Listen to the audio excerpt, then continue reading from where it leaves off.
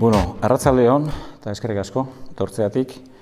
Agerraldi honen helburua nagusiki da aurreko astean Eusko Alderdi Jeltzaleak, zestoako PNV-ek egindako agerraldiaren inguruko gure ikuspegia azaltzea. Batetik eta gero bide batez baita ere, hainbat konturen berri ematea, ez. Orduan hasteko, benetan deigarria egin zitzaigun, ez. Aurrekontuak onartuta handikan bilabetera aurrekontuak baloratzeko deialdi bat egitea, baina horrekin bezala hori baino deigarriago egin zitzaizkigun beste hainbat gauza eta apur bat horien inguruan balorazio bat egin nahi nuke. Hasteko, zilegi da jakina, oposizioak udal gobernua kritikatzea, baina gure ustez kritikatik deskalifikazioa alde handia dago. Honekin esan nahi dena da, udal gobernuaren kudeaketa txarra, kaskarra eta holako adjektiboak erabiltzen dianean, gutxienez, eskatu daiteken gutxienekoa da, zergaitiak azaltzea. Kudeaketa txarra izan baldin bada, gutxienez esan behar da, zergaitik izan den kudeaketa txarra. Edo adibidea jarri egin beharko dira. Argumentuak mahai gaineratu egin beharko dira. Eta gero argumentu horiek, eztabaidagarriak izan daitezke, baina inolako argumenturi jarri gabe. Oinarririk gabeko ezer adierazi gabe, udal gobernu bati olako deskalifikazioak egitea, gure ustez, eta penaz diogu hau, azkenean deskalifikazio simple batzutan gelditzea da. Gero, beste alde batetik ere, ikusi gendun, ez? Bi urte legaldia bete zanean ere, gidoi bat zegoela hor, da Gipuzkoako herri ezberdinetan panfleto batzuk atea ziren, eta han ere, berdina egintzan ez da hurreneko aldia. Han, justu gaina, zinegotzi guztiak eta alkateak oso jarrera autoritarioak omen genitula esaten zan betikoa. Inolako argumentu eta inolako adibiderik jarri gabe. Eta oraingoan ere berdina, ez? Bateko udal gobernuak ilusioa falta dula, besteko alkatea bakarrik omen daola, eta ez zaigu ere bate ere justua iruditzen inor gutxiestia. Eta gaina iruditzen zaigu, balorazioak diela batetik oso subjektiboak eta bestetik gaina benetako oposizio batek ere ez dula udal gobernuaren psikologo papera zertan bete behar, ez? Orduan, alde hortatik benetan harrituta gaude horre egin dian hainbat adierazpenekin eta ez zaigu bat ere serioa iruditzen, justua iruditzea ez zaigun bezala. Bestetik, hainbat gaien inguruko balorazio bat egiten da, eta nahi genituzke gauza horiek ere argitu, eta batez ere, zestoako EAJ-ari esan nahi duguna da, ez dagozkion medallarik ez jartzeko. Eta hau, iruditzen zaigu, politika duin batean ezinbesteko gauza bat dela. Eta hasiko naiz, gauza batzun inguruko balorazioa egiten, ez? Zubiaurreren inguruan han esan zena esan da geho, alegia hauteskundeetan PNV-ek Zubiaurrerako egin zuen planteamendu hortara itzuli gehala, hori batetik ez da egia eta justu egin deguna da kontrakoa. Batetik esan behar da, Zubiaurreko haizigune edo eremu hori ez dula Garaikoitz Mendizabalek deskubritu, hor azkenian eta hemerotekara joezkeo bi indar politikoen aldetik, bai 2007an amaikan, programatan biti sartu izan da, eremu hori balorean jartzearen ideia, eta garbi izan behar da, hor gaina alde batetik 2007an egia da, guraso batzuk eta pixka bate hori balorean jartzea mai gainean jarri zutela, eta gero, deigarria egin zaigu baita ere, batetik esaten denean 2007an guraso batzuk hori balorean jartzen dute, eta guk geure egiten dugu eta gure galdera da, eta zertan egon zineten 2019 arte, legealdi erdi eukizen duten, hor zerbait egiteko, detzen duten ezer egin, eta aldiz 2019ko kanpainan, aurkitzen geha, eta uste horren kritikak egin zituztenek arrazoi guztia zutela, ze benetan orain eskuartean egiten aigeanakin garbi ikusi dugu zenbateainoko eta barkatu sinplekeria bombera zan planteamendu ura. Momentu honetan gure egitasmoa da, eta honekin gaina Arantzadirekin babesa ere badaukagu, gertatzen da bi aldiz aldundiak atzera bota dugu, pentsatu zenbateainoko zorrostasuna daukan eremu horren babesak, argitu behar da, presuntzio arkeologiko goreneko babes maila daukala, eta orduan, ezinbestean, pentsatzen dugu epe motzean Aldundiaren oniritzi bat jasoko degula. Eta egin nahi deguna da, bizikleta zirkuito bat zestoako erliebean oinarrituko litzatekena eta zestoan daukagun ondare prehistorikoa bertan kokatuta egongo litzatekena, ikuspegi divulgatibo batetik eta bestetik ere, eremu hortan daukagun altxor arkeologiko eta prehistorikoaren berri, belaunaldi berriek ere eduki dezaten. Eta bide batez hor, zesto arrauntzako oso emblematikoa dan beste, gauza importante batzuk ere badaude, zubia, garbilekua, labiturri, eta orduan, iruditzen zaigu, guzti hori balorian jartzea importantea dela, baina egia da, naiz gauzak sume egin nahi ditugun, hau da, futbol zela ezarrari dagokionean, hor geruza ezin da inundik inoa ere mugitu, egia esan, daukan babes mailakin arazo handiak izaten. Baina, benetan esan behar duguna da, guztiz kontrako gauza bat egin asmo degula. Eta gure itxaropena da, epe motzean hori desblokeatuko degula, oniritzia emango zaigula, eta hor, asmoa da behintzat, legealdi honetan gelditzen den tarte hortan, eremu hortan, esan deten aizigune hori egitea, eta gero, bai zubiak, eta baita ere hor, azkenean, presa hori puskatuta dago, presa hori berriz berrera ikitzeko arazoak daude, ze azkenean ur agentziak ez du hori baimentzen, baina gutxienez iruditzen zaigu, baina naturalerako hor oso eremu interesantia dagoela. Hori alde batetik, bestetik bide berdearenarekin, justu gaur Zumaiako alkatea eta biok batzar nagusitan izan geha, agerraldi bat eskatuan geneukan, mugikortasun saileko diputatuari galdera batzuk egin dizkiogu, baina hemen ere, han nolabait egiten dena, agerraldian PNV-ek egiten duena ere, etzaigu bat ere justua iruditu, nolabait aurreko alkatearen meritua izango baliz bezala bide berdearen zea. Esan behar dugu guk justu 2019ko uztailean udaletxean sartu eta berehala hasierako bilara bat egin gendula, diputazioko arduradunekin, eta gu teknikariekin joaten geha diputazioko bileretara, ez beste batzuk bezala, eta han garbi ikusi gendun, zeinen kritika gogorrak egin zitun, hain zuzen ere, hor aipatzen den persona, garai hartako mugikortasuneko zuzendari zen Iñaki Pregok aurreko udal administrazioarekiko edo aurreko alkatearekiko. Ze garbi esan behar da, eta hori da guri transmititu ziguna, udalak bide berdearen plataformaren zesioaren inguruko gestio egiteren ardura hartu arren, oendikan tramitea ere egin gabe zegoelako gu hemen sartu ginenean. Eta oso kritikoa izan zen Iñaki Prego zuzendaria bera, kontu honekin. Eta gero honi, gehitu ebartzaio, guk hori ia zeron hartu gendula, nolabaiteko hitzarmen bat lortu gendula mugikortasun sailarekin, non zestoak, arroa bea eta bide berdaren arteko udala edo lotura egingo lukeen, udalak, eta ondoren, Aldundiak, ejekuzio proiektua bide berdearena, Narrondotik arroa artekoarena, eta horren ondorioa izan zen, udalak, zestoko udala 2020an proiektua egin eta lotura, arroa bea eta bide berdea joango den eremuaren arteko lotura gauzatu egiten dula, eta finantziatu ere bai, batetik errepide sailekin semaforizazioa negoziatuta eta bestetik mugikortasun sailarekin proiektua eginda. Egia da, geroztik arazoak egon diela bi entidaden artean, batetik Eusko Jaurlaritza Eusko Trenbide Sarearen bitartez eta bestetik Gipuzkoako Foru Aldundiaren mugikortasun sailearen artean, baina zorionez, eta hain zuzen ere gaur Zumaiako alkate eta biok hortara joan geha, hori desblokeatua dago, baina, orain, galdera batzuk luzatu ditugu, hain zuzen ere, desblokeatu eta gero, obrak noiz hasiko dien. Eta, gure itxaropena da, behintzat bi tunelak irikiko diala, eta Narrondotik arroa bera arteko, arroa beko, geltoki zarrera arteko tramoa behintzat, eta gaur hor insistitu dugu, legealdia bukatu horretik amaituko dela. Hori da, insistitu duguna, baina, haindik esan behar da, bermerik ez daukagula. Horren eskumena, Aldundiari dagokiolako.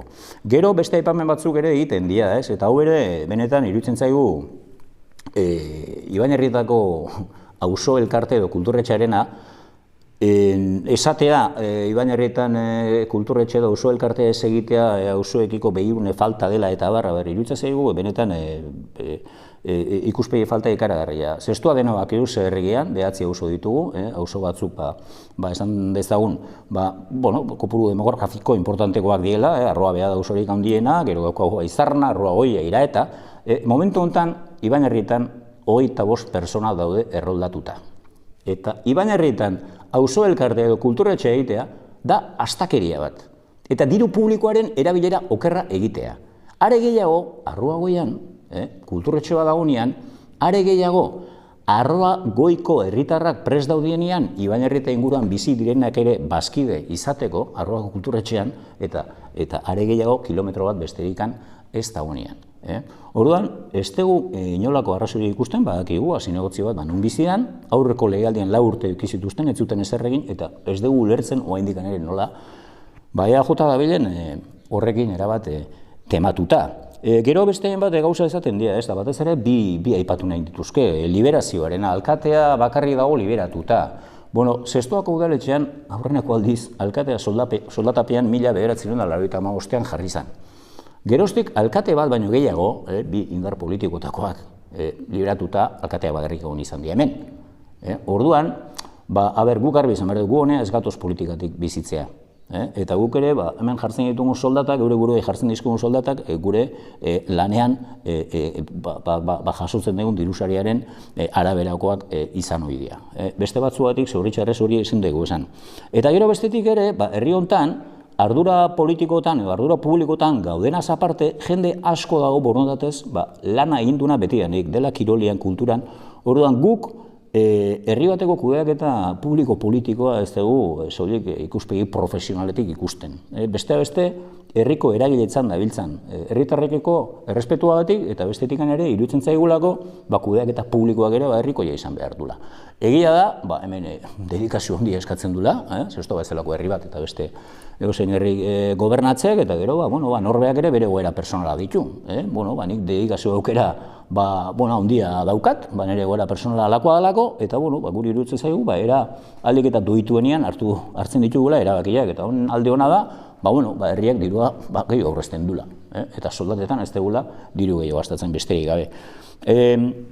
Iraurgi berretzenean inguruan ere, eta geho hau ere nahiko ohikoa bihurtzen ari da. Guk iraurgi berritzenekiko eta eskualdeko egiturekiko kritikoak izan geha, eta hemen esan behar da, badakigu, azkenean Urolardeko mankomunitatea ze indar politikok lideratzen du, gu partegen indar politikoak lideratzen du, baina gu kritikoak izan geha, iruditzen zaigulako herri txikiak kaltetuak gehala, eta gero, aurreko legealdian, Zestoa iraurgi berritzenen sartu zenean ere, garbi daukagu etzela behar bezala negoziatu. Eta azkenean iraurgi, Zestoarrak ez geha iraurgikin identifikatzen, iraurgi badakigu nun dagon, eta iraurgi garedi hartan sortu baldin bazan, eremu hartan sortu zen, eremu jakin bateko garapena emateko. Orduan, gu bezalako herri txiki bat, beste eremu handiago batean, sartzeakoan gauza horiek ondo negoziatu behar dira. Esan nahi etena da, beste plano baten, Europan estadu ahulago bat, Europar batasunean sartzen danean, konpensazio aro bat egoten da. Hori etzan ezer egin, eta Zestoa sartu zen Azpeiti eta Azkoitiren baldintza berdinetan. Eta Zestoak egitezun ekarpen ekonomikoak etzeukan inolako, esan egiet, ekarpen ekonomiko horren araberako inolako retornorik. Eta gero, beste gauza askorekin aurkitu geha.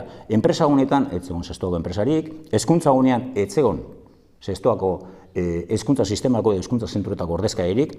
Orduan, hor gauza asko zeuden, gu legaldi hasieran, ekarpen hori erdira jetxe genuen, ikusi genulako hau etzela behar bezala negoziatu, eta Zestoarrak dirua galtzen eginela. Horre egiten genuen ekarpen horren bueltako retornorik etzegolako, 2 urte pasadia eta guk erabaki duguna izan da, iraurgi berritzen ateratzea, beste eskualdeko beste herri txikiak ere hortik kanpo daudelako, eta guk hor ez gaudelako behar bezala ordezkatuak. Eta ordaintzen gendun horren kopuru esango, 2022ko kuota 80.000 eurokoa zan, 80.000 eurorekin Zestoak pentsatu ze aholkura hitza zerbitzu ekiditzaken. Eta esan berde gaina, kontu honen inguruan ere, arrazoia ere ematzaigula. Eta gero, okerrena, hau sozioekonomia eta estrategia batzordean, behin baino gehiagotan, eztabaidatu da. Eta azkeneko batzordean, eta akta dago, EAJ-ko ordezkariak ere, bere onespena eman zun. Bere onespena eman zun, esan az, egia da, ikusteakoa ikustea eta aztertuta geho, egia da, hemen ja, eta gero, ez dugu lertzen da, ez da aurrerako aldea gertatzen dana, batzordean gauza bat izan, eta gero publikoki justu bestelako kritika bat egin. Orduan, horrekin lotuta, eta gero ere, pixka batek kritika egin da, eta ez dut friboloa izan nahi. Baina, proiektua daukagu, BNVek esaten duenean, bai, sekulako proiektua dugu, ez dakit zer daukagu, eta aurkitzen geha, proiektu hori zertan oinarritzen da, eta bateko Narrondoko eta besteko Ibañerrietako farolak eta Harrobian oinarritzen da proiektu hori. Hori da benetan BNVek sestorako daukan proiektua. Eske besterik ez dugu ikusi, eta ez zaigu serioa iruditzen. Eta Harrobiarenarekin ere, esan behar dugu, Harrobia, maila batean, udalaren esku usteko ordu asko pasa behar izan diala, eta horrein zuzen ere, Rubenek, lehendikan ere ezagutza zeukalako, eta horko ustiatzaileak izan dako, enpresetako ordezkariekin bilera asko egin ditu, eta gero, azkeneko bilerak ere, biok elkarrekin egin ditugu, eta hori desblokeatzea, porque kontutan hartu behar da, 2003-tik hor, alako blokeo bat zegoela, porque horren ustiak eta 2003an amaitu zelako. Honekin esan nahi dut, legealdi honetan, ordu asko pasa eta gero, hitzarmen bat egitea lortu dela, non horren garbiketa eta gero orubi hori udalari itzuliko zaion. Garbiketa esaten dut, ze aurreko legealdian hor isuri desenteak egin zien. Eta orduan, momentu hontako lehentasuna da hori txukun jarri eta udalak hori eskuratzea. Orduan, oain berriz, Photoshopeko ez da gizen maketazio eginda, Harrobi hori txisteratik gola ateratzea aurre ez da gize proiektu barkatu. Hori da, berriz ere, simplek izan da, beste bombera bat. Eta iruditzen zaigu, kerik ezin dela saldu. Eta bestetik ere iruditzen zaigu, herritarrak ez diala tontoak. Orduan, ez zaigu, bate parte honekoa iruditu, garbi ikusi da urrengo hauteskundetara, eta eskubide guztia daukan nahi duenak urrengo hauteskundetara EAJ-tik alkategai izateko zein aurkeztuko dan, da oso ondo iruditzen zait, baina, mesedez, obsesiorik ez, eta, oendik urtebete gelditzen da, eta oendikan usteet kanpainan sartu, baina aurretikan beste lantegi batzuk badauzkagula. Orduan, gure iritziz momentu honetan EAJ-ari eskatzen dioguna da, batetik seriotasun pixkat, eta bestetikan heldutasun pixka bat ere. Bestetik, ez dugu ere ulertu, azken aldian, azken urtebete honetan, hainbat gauzetan, plenoetan eta aurkitu behan, hainbat erabakirekin, ez? Nagusiki izan da, eta hau ere kudeak eta argitariaren privatizazioa erabaki zenean aurreko legealdian, garbi ikusi da, bai ekonomikoki eta bai zerbitzu ikuspegitik ere, benetan erabaki oso txarra izan zala, eta hori herritarrek ere badakite. Eta gaur da eguna hauen dikan egunez argiak piztuta ikusten dituguna. Eta orduan, hori hola, hor ere ordu asko pasa behar izan dira, eta udala gutxienez zati bat berreskuratzea lortu dunean, eta lortu dunean enpresa horrekin ere gauza batzuk hitzartzea, hori ere ordu asko kostadan kontu bat izan da, plenora ekarri kontratu aldaketa eta horren kontra bozkatu du EAJ-ak. Hori ere, ez dugu ulertu. Gero komunitate energetikoa eta horiena oso ondo omen dago. Komunitate energetikoa eta horiena oso ondo dago, baina udalak, nolabait, argitaria publikoa berreskuratzearen aurka zaudete. Hori nola ulertzen da. Orduan, horrekin batea ere, ez dugu ulertzen, Zumaia, Aizarnazabal eta Zestoak, pediatra euskaldunaren aldeko aldarrikapena osakidetzari egiteko mozioan ere nola ordezkari bat hasten ituzan. Ez dugu ulertzen ere, maila batean udal autonomiaren kontrako erabakia, Tapia legea bezala bataiatu izan dana non udal eskumenen gainetik interes goreneko proiektutan Eusko Jaurlaritzak aukera edukiko duen hemen nahi duena egiteko, horren kontrako mozioa ere, nolabait, ez da onartu eta atzera bota da. Orduan, proiektu esaten dugunean, benetan, ez dakit hemen bakoitzak defendatzen dugun proiektuak zein dian. Guk gurea garbi daukagu. Gure proiektua, Zestoa, burujabe bat egitean oinarritzen da. Eta egin ditugun hainbat gauza, zailtasun norabide hortan dijoaz. Gure gobernu plana hemen dago. Gobernu plan hontan oinarritutako proiektuak idatzita daude. Batetik herri plangintza eta bestetik diagnostikoa. Beste iruditzen zitzaigulako Zestoako herriari eta Zestoako udalari ibilbide horri bat falta zitzaiola. Ibilbide hori eginda dago. Guk ikuspegi eraldatzaile batetik egin dugu hori beste 303 herritarren parte hartzearekin. Oposizioaren parte hartzearekin ere, ze hemen egin diren saio guztietan, bertan paiek parte hartzeko aukera izan dute. Eta iruditzen zaigu gutxienez urrengo legealditarako ere ja hemen edongo direnak ibilbide horri bat izango dutela. Eta hori ez da gutxi. Bestetik esan detena, momentu honetan energia burujabetzarekin batea, beste proiektu batzu dauzkagu, iruditzen zaigulako norabidea honek izan behar duela, bestela planeta honenak egin dulako, eta gure urtanta hontan ere ikuspegi hori jorratu behar dalako, energiarekin batera, elikagaien burujabetzaren baitan, biolurrekin batera aigea, bestetik baita ere, teknologia burujabetza bat ere, eskatuta dauzkagu aurrekontu batzuk, zestoan geure zuntz optiko propioa egiteko, hori ere, ziurrenik 2023ko aurrekontutan sartuko genuke, azken finean da, momentu honetan dauzkagun zuntz optiko guzti hori, badakigu zein enpresenak dien. Guk gure zuntz optiko lokala jarri nahi dugu, eta hori jarri egingo dugu. Esan egitena da, tokiko estrategian oinarritutako proiektua da gurea. Eta EAJ-arena, itxura guztien arabera, eta upenaz esaten dugu, zestoako baliabideak, zestoatik kanpo usteren aldeko proiektua gehiago da.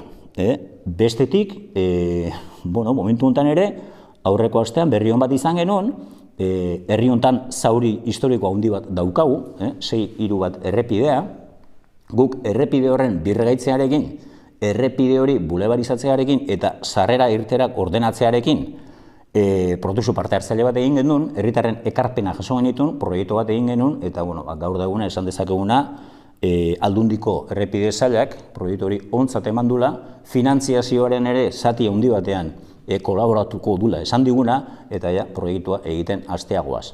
Hori, legealdi honetan hori ejekutatzeko ez dago denborarik, baina iruditzen zait zestoari, obra horrek eta proiektu hori egiteak, beste bizikalitate bat emango diola, eta maila batean etorkizuna ere gure ongizatea hobetzeko balio dula. Eta, besan da bezala, hori aurreko astean egin da, baina horre ordu asko sartu behar izan dira, eta bai Aldundiarekin, eta bai proiektua egin duten ingineritza taldearekin ere, lan asko egin behar izan da. Bestetik esan dagoa, gu ikuspegi eraldatzaile baten aldekoak gea. Zestoan ikuspegi eraldatzaile bat behar delako. Bestela, azkenean, geltokian geldirik dagoen trena izaten bukatuko dugulako. Eta norabide hortan, ikuspegi eraldatzailea daukaten elkarte ezberdinek ere hitzarmenak martxan dauzkagu. Memoria historikoarekin, Arantzadekin, lehen esan dut, Biolurrekin, Goienerrekin, iruditzen zaigulako 2021ko politikak eta zestoako etorkizunak hortik jo behar dutela. Arazo asko dauzkagu. Baina iruditzen zaigu bidea hori dela. Eta gero, bukatzeko, eta ez dugu hemen ezer dramatizatu behar, baina badakigu ze garai bizi izan ditugun, pandemiatik atera eta beste garai zail batean sartu gea. Itxura guztien arabera pandemiak ekonomikoki suposatu duna baino ere, eragin kaltegarriagoa izango du, baina, Europan sortu zaigune konflikto armatu horrek. Momentu honetan, udaletxe guztietan kezka handia dazkagu, batez ere lizitatuak ditugun proiektu horietan, igual, enpresak sartuko etzaizkigulako, gizuelako, bai hornigai eta bai materialek ze goraka izan duten.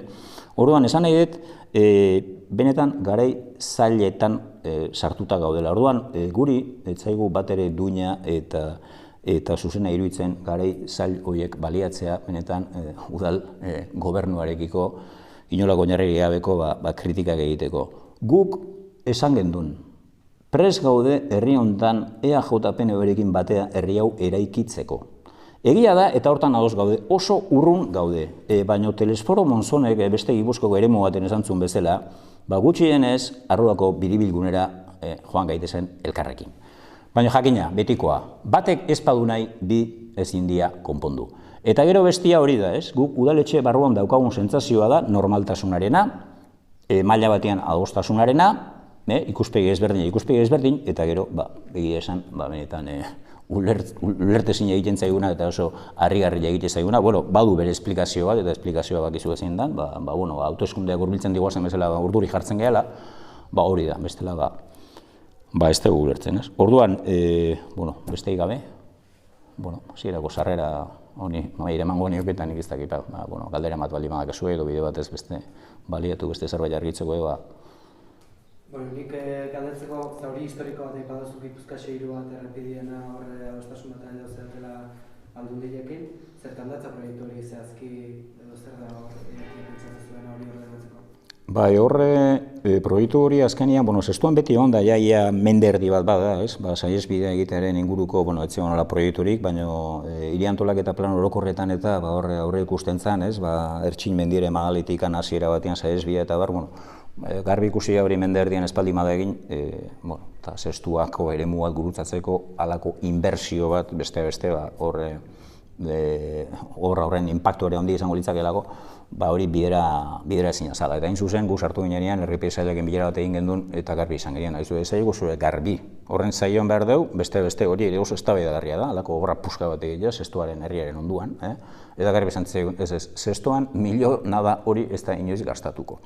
Orduan, beste aukera batzuk, soterramentuaren are bat zegoen, baina berdina, soterramentu hori ere, maila batean, trafiko alternatibo jartzeko orduan eta finantzazio aldetikan ere, orduan, Aldundiarekin hitz egin genduna izan zen, gutxienez, zestoak gurutzatzen duen hiru bat errepide hori herriak bere egin, nola baitu ulertzeko, ez, bulebarizatu. Gaur da eguna, hor, bai ibilgailuak, motoak eta abarrak errepideko abiaduran ibiltzen diana. Hor, ejekuzio hau egiten denean, azkenean, bai, hiru bat errepide izaten jarraituko du, baina hor, ibilgailu danak ibili beharko dute eremu urbano bateko abiaduran. Horrekin batea, egia da, zestuak daukan espazioa dauka, ibilgailuekin, aparkaleuekin arazo handiak dauzkagu. Herri barruan ere, zirkulazioan, orduan egingo duguna da, herri barruko zirkulazio sistema batean aldaketa, eremu batzuk bergaitu egingo dira, sarrera arterak antolatu egingo dira, oinezkoei lehentasuna emango zaie, eta orduan, ordenaketa orokor bat egingo dugu herri barruan, eta hori lotuko dugu sarrera arterekin. Egia da, aldaketa handia izango da. Hau, egia da, dela urte bete bat edo, jendaurrean ere hemen aurkeztu zen, ekarpen batzuk jaso zian, arteako sarrerak, erterak, ekarpen horiek ere batzuk guztiz arrazoizkoak zian eta ikuspegi teknikotik onartu dira, eta orduan, gaur da momentua aurre proiektua eginda dagoela. Eta gero gauza hauek danak, jakina, Aldundiko errepide sailak ontzatu behar ditu, aurreko astean egin genuen bilera, eta hau ontzat eman da. Gero zion, finantziazioarena. Guztionen finantziazioa, obra guztionen finantziazioa, milioi bezbarna, milioia eta 200 ingurukoa izangoa, eta jakina, udal honek ezin bestian laguntza bat behartzun, eta gero iruditzen zitzaigun, Aldundiak ere, bere konpromiso hartu behar zitula, eta Aldundiak konprometitu da, era handi batean handi bat finantziatzeko, eta orduan hori izango da pixka bat egingo deguna. Eta bide batez, artea gauzoa ere, zestuako gainontzeko herrigunetik gerturatu ez. Orduan pixka bat proiektua hor dago, hori oain asmoa da aurre proiektua egin duen talde berari proiektua eginaraztea, hortan nahi geha, eta gure asmoa da urte honetan proiektu hori amaitzea, eta gero izango litzake, 2023ko aurrekontutan Aldundiarekin zehaztu, lizitatu, eta hori, behintzat, urrengo legealdirako hori ondo itxita utzi, eta urrengo legealdian hori ejekutatu. Eta iruditzen zaigu, lehen esan duten bezala, zestuako herritar guztiontzako, arteako bizilagunentzako, hori ongizatea handia izanako, ze horrekin batea baita ere, hor espaloiak egingo dira, geltokitik eskolarako espaloi bat egingo da zuzenean, hortikan bai eskola eta bai San Juan egoitza asko irisgarriagoa izango da, eta orduan aldaketa handi bat izango da, ze azkenian badakigu, errepide horrek gure herria erditik zatitzen dula, zestuko herrigune nagusia, eta horrek eragin kaltegarria daukala, bizilagun honengan.